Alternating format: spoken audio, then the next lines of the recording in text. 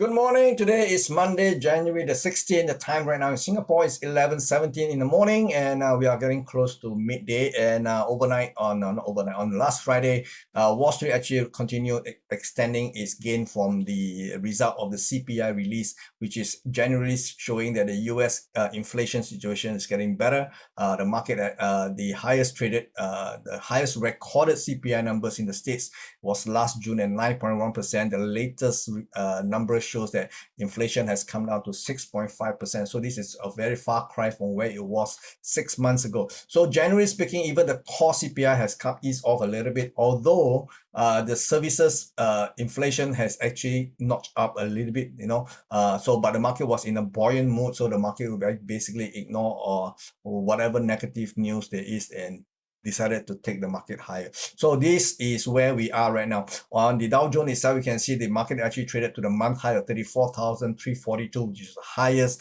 And we are not that far away from last month high of 34,712, and also not far away from my immediate target of 34,842.9. So this is referring to the cash index based on the daily, based on the 4 hours time frame that you're seeing right now. So this general buoyancy, optimism in among market participants may extend for a little while longer. Obviously today we're going to have a US holiday because US is observing the Martin Luther King Jr. birthday. So US markets will be closed tonight. So do take note of that.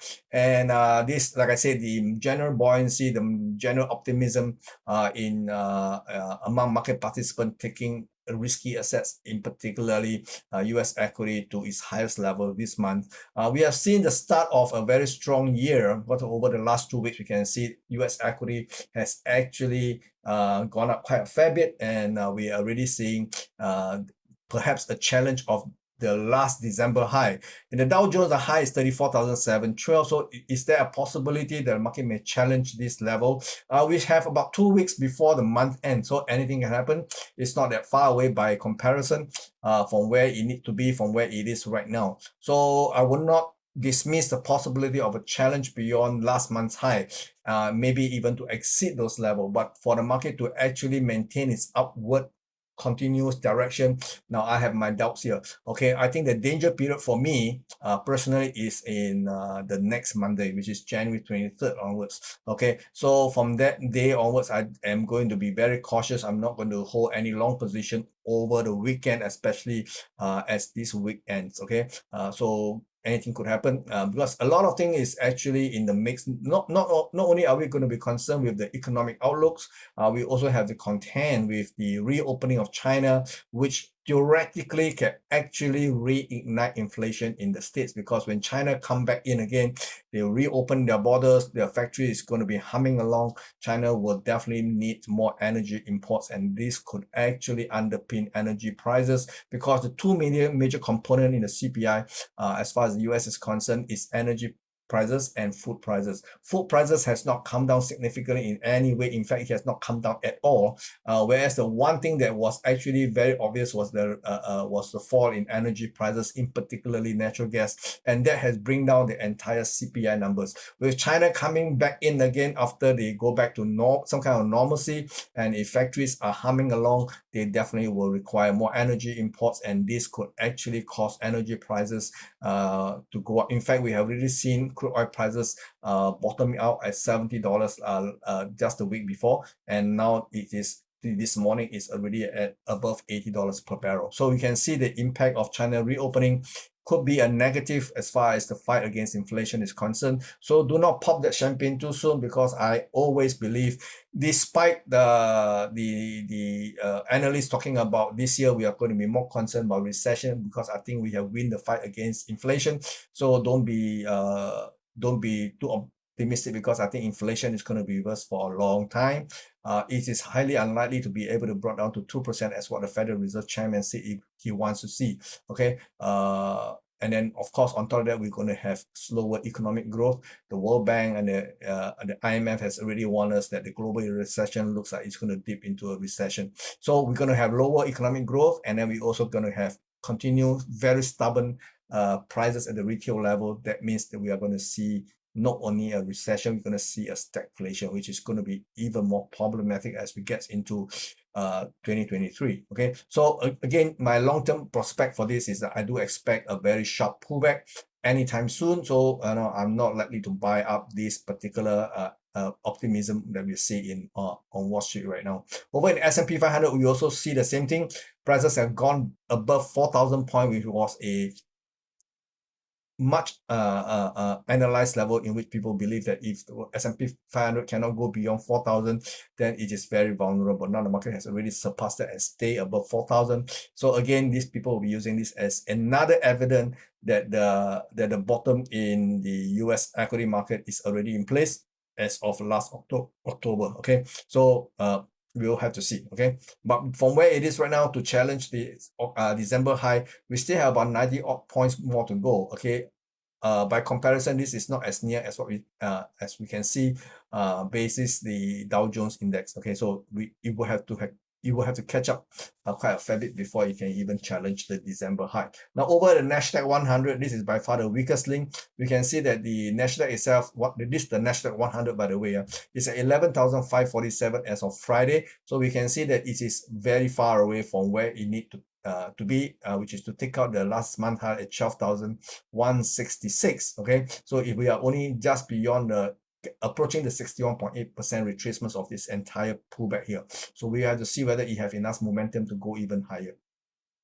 Now the same cannot be said about Asia. Over here this morning we can see the Hang Seng Index has opened with a gusto. It is already trading just under the 22,000 level, which is not far from my target of 22,118 and definitely not very far away from the last June high of 22,449. So we can see the mood in Hong Kong is actually very optimistic. If the US players are very optimistic about US equity, but I think the people in Hong Kong, after being battered down for so long, even way before the pandemic hit, now they can see some light at the end of the tunnel with the reopening of the borders between China and Hong Kong. So this is actually underpinning the bullishness that we are seeing of late in the Hang Seng market. So this bullishness should maintain for a little while longer. Okay, over in the Shanghai Composite, we see a major run up this morning. Market actually is trading higher.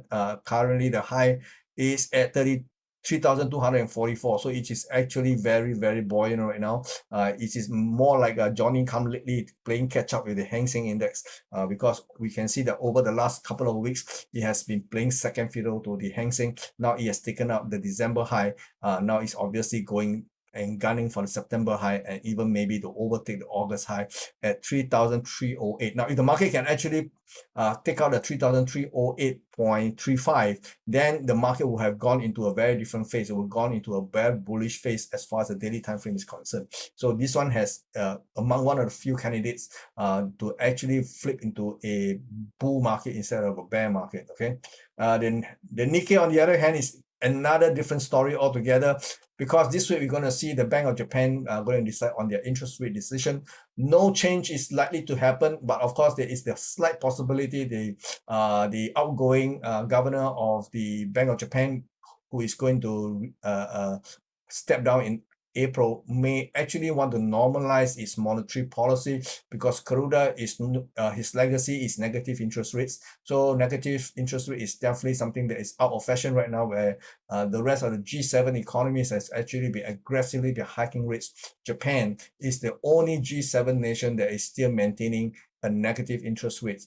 Currently, the Japanese interest rate is negative 0.1. So maybe before he stepped down, Garuda may actually want to normalize that to bring it back to maybe 0. Okay, but the market is more optimistic than that. Okay, the market right now is actually thinking that maybe Japanese interest rate may start to go up. On the one hand, the fact is that Japan cannot afford higher interest rate because they have enormous national debt at 240% relative to the GDP. So they can't afford higher interest rate, but the market is thinking otherwise, because the interest rate differential between the Japan and, let's say for example, the US is widening, maintaining at a current negative 0.1 relative to US interest rate at 4.5. This is definitely unsustainable in the long run. So we can see there's a massive outflow of capital out of Japan, seeking higher yields elsewhere, especially in the US. So the market believes that interest rate have to go up in Japan. That's why it is a negative for the Nikkei 225. You can see Nikkei is actually coming back down and is already testing the month low. We have 2 more weeks to go before the month end. I think this momentum here do suggest that over time, the June low that we saw at 25,630 may actually be broken to the downside. Okay, so do watch out for this negative outlook for the Nikkei 225. Now, because of the idea that the BOJ may hike interest rate, you can see the yen is getting very, very strong. As of this morning, it's already trading at 127.20. So we can see that the dollar versus the yen, the dollar is falling and the yen is gaining strength, very different from what we saw in September of last year, where the dollar was strong and the yen was weak. So we can see that the dollar versus the yen now is in a different phase. It is in a bear market for now, and if this continues, there is a possibility the market may actually advance towards 123.5. Okay, so this is my target here. 123.35 is my immediate target for this move here. Okay, over in the euro versus the dollar, as the dollar retreats, we can see all other major currencies started to rebound.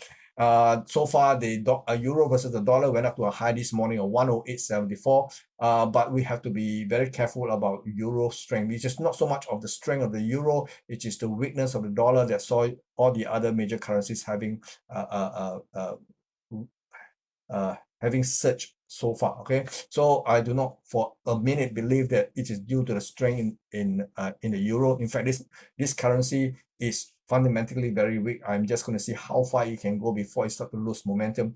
The moment it shows signs of losing the momentum and give me a sell signal, I would definitely want to sell this currency pair and want to hold it for the medium to long term. Okay, over in the sterling, we can see the same thing. Sterling managed to go up to 122.89 this morning, and it is at one stage managed to climb beyond the midpoint of this rising channel here. But so far as the closing price is concerned, it has not succeeded in crossing over this midpoint. So we have to continue to watch if it can actually close beyond the midpoint. Because if it can, because this midpoint, it does look like, appears to me that it is acting like a resistance right now. Okay, so far the signs are quite good because it attempted once. Let's see whether in London later on, when the London market opens, we can see buyer coming back or not. If it does, then maybe if it can stay beyond this midpoint of this rising channel, it has technically a better chance of sustaining its upward momentum. Okay. Over in dollar versus Canadian, you can see dollar weakness is quite evident. On Friday, the market went up to 133.21, and then it has a counter trend rally. And this morning, it seems that it's losing that momentum, and it's probably going to test the downside. So as far as the dollar concerned, for a time being, dollar is under defense. It is trying to make sure that it doesn't lose too much ground. I think this critical point here will be here at 133.16. Okay, so if the market go and take out this one, I think the immediate target for me will be 132. Okay, 132 is a very nice and round number. Perhaps this is where it is heading to. Okay, over in crude oil, we can see that crude oil prices has already bounced up from $72 to $80 per barrel this morning, and it does look like it's quite sustainable. Okay, so I do believe it is likely to be a case whereby I think we can see a 3-wave rally. If this is the case, maybe the market will go to this level here. Okay, somewhere between $83.87 to $86.97. So upside, there's still definitely some potential in which you can gun for. Over in precious metal, we can see gold is on a tear. This morning it went up to $1,929 almost. Okay, and it is quite a pity because I have no long position, although I saw the move coming.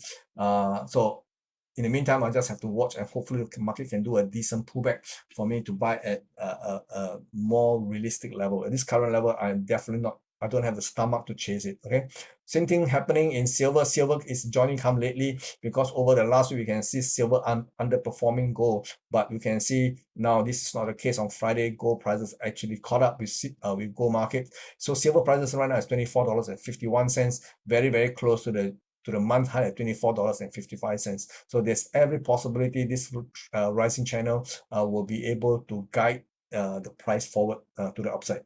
Okay, over in cryptocurrency, we see a massive run up in prices over the weekend. On Saturday, Bitcoin actually took up 21,000. This morning it went even further, 21,434, although it did not have a new high on Sunday itself, but this morning. As of now, the high traded 21,434 appears to support the idea that maybe a low could be in place at 16,285 in December. Okay, so this idea of buoyancy could be attributed to the general mood by market participants thinking that the Federal Reserve may actually ease off the interest rate hike and maybe even pivot, that means cut interest rate.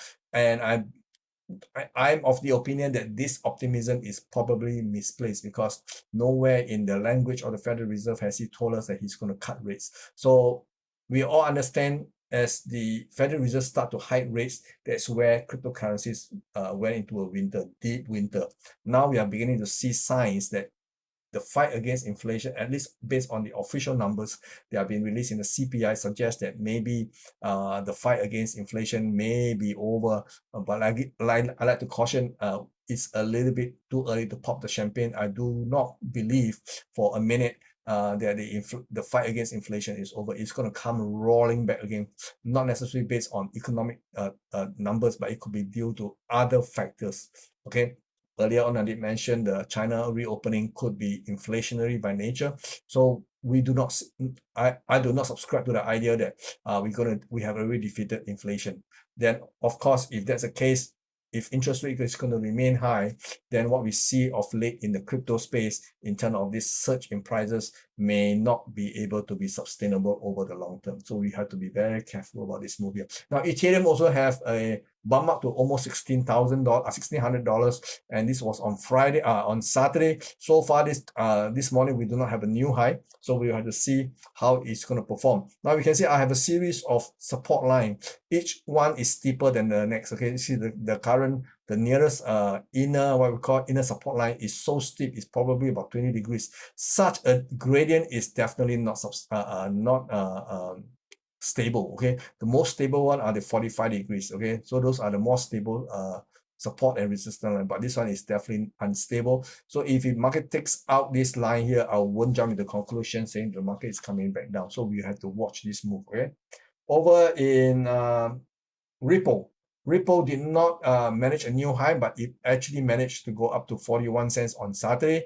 This morning, we can see a bit of a run up to challenge this 41 cents level. So again, until there's a resolution between the SEC and Ripple Lab, the potential for higher prices is going to be quite limited. However, if the verdict comes out and the judge said, okay, the SEC has no case, then it will positively impact the price of this particular token here. Okay, so in Solana, we can see Solana is also doing, no, this is Dogecoin. I don't want to see, I want to show you Cardano. Okay, Cardano prices is actually very firm. You can see the run up in its prices does appear to suggest that the bottom may be already in place at 24 cents.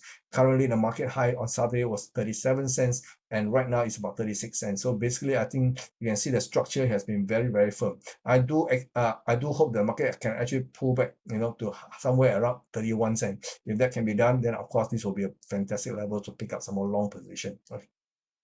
In Solana, we are also seeing very, very robust run-up in prices from the low in December at just under $8. Now the price is just above $25 on Sunday. Now, on Sunday, no other coins has managed to do a new high relative to Saturday, but Solana did. Okay. However, Solana did not have a high this morning, unlike Bitcoin and Ethereum. So again, there is a bit of a trade-off here, but generally speaking, you can see the pullback has been very, very shallow. So this market remains very well beat, and is highly unlikely to pull back significantly unless there's a change in some kind of fundamentals.